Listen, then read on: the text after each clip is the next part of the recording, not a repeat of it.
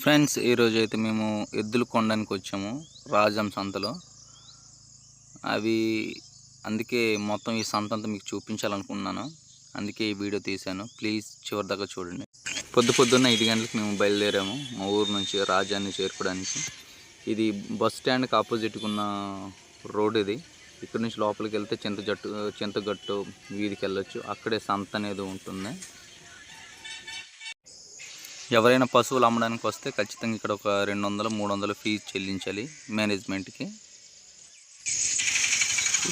చెట్టుగట్టు వీధి అంటారు. ఇది రాజంలో ఉంది. ప్రతి గురువారం ఇక్కడ పశువుల సంత అనేది జరుగుతుంది. చాలా పెద్ద సంత. మంచి మంచి ఎద్దులు అవన్నీ తీసుకొస్తారు ఇక్కడికి.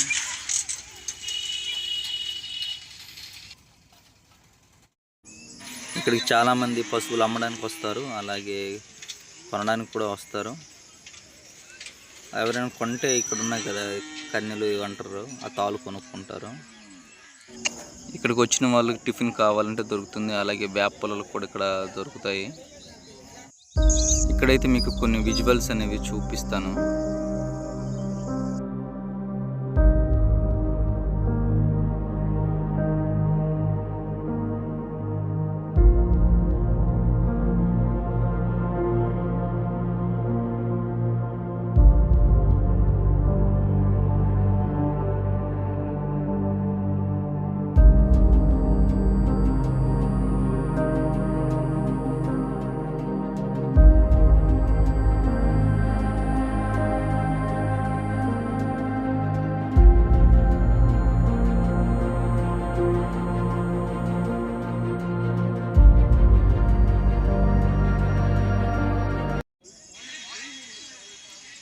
ఇక్కడైతే చివరికి ఫైనల్గా సంత మొత్తం వెతికి మా నాన్నలైతే ఎట్లు కొనడం జరిగింది.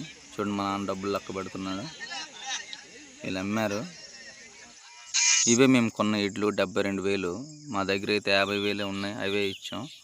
మిగతా డబ్బులు తర్వాత ఇస్తామంటే ఓకే అన్నారు. మాకు తెలిసిన వాళ్ళే, దూరం వాళ్ళే, కాకపోతే ఇచ్చారు. చాలా మంచి వాళ్ళ ఉన్నారు. ఇంటికైతే తీసుకొచ్చాం. ఎందుకంటే తీస్తున్నాం. ఆటోకి 3,000 ఖర్చు అయింది రాజం నుంచి మా ఊరు తీసుకురావడానికి.